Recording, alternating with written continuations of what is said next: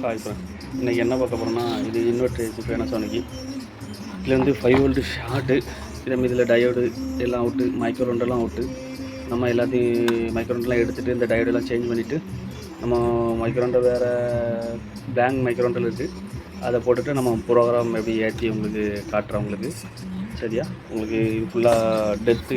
இது வந்து எம்சியூ அவுட்டுன்னா நம்ம இதை உங்களுக்கு ரிமூவ் பண்ணிவிட்டு அந்த 5 வோல்ட் ஷார்ட்டை உங்களுக்கு காட்டுறேன். இது வோல்ட் 3.3 வோல்ட்டு 3.3 வோல்ட்டு ஷார்ட்டு. இதை மைக்ரோரெண்டெல்லாம் ரிமூவ் பண்ணிவிட்டு உங்களுக்கு காட்டுறோம். இப்போ மைக்ரோஸ்கோப்பை செட் பண்ணியாச்சு, நம்ம அதை ரிமூவ் பண்ணிக்கலாம். ஓகே, ரிமூவ் பண்ணிவிட்டு வேறு மைக்ரோரெண்டல் போட்டு செக் பண்ணி பார்த்துக்கலாம்.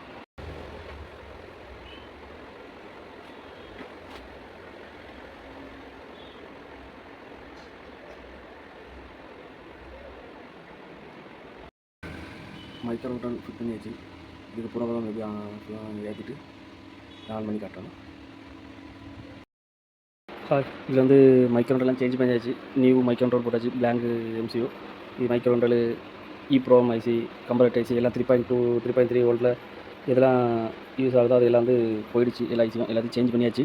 இதில் வந்து 6 IGBT 3 IGBT போயிடுச்சு.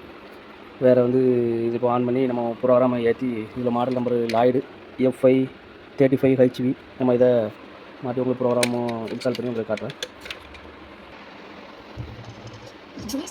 மாடல் நம்பர் போட்டாச்சு, ஸ்டார்ட் பண்ணுறோம் ப்ரோக்ராம்.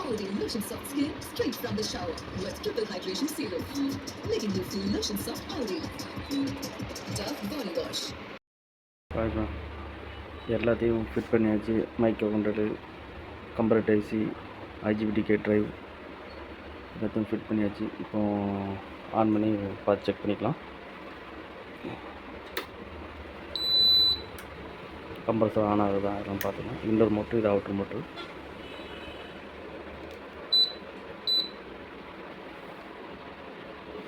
MCU ப்ரோக்ராம்லாம் ஏற்றி முடிச்சாச்சு. இப்போ மேட்ச் ஆகுதுன்னு கம்யூனிகேஷனு ஒர்க் ஆகுது.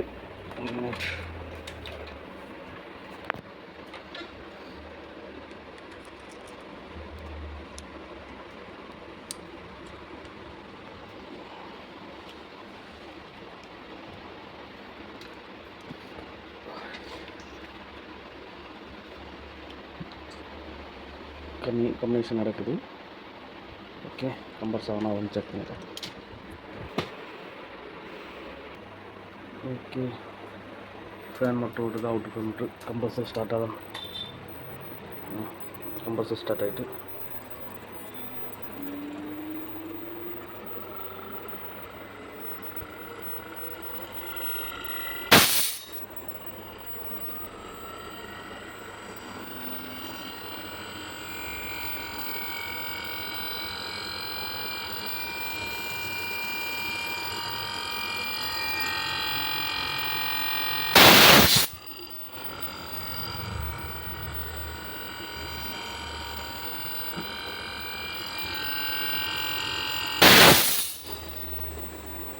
Okay, thank you.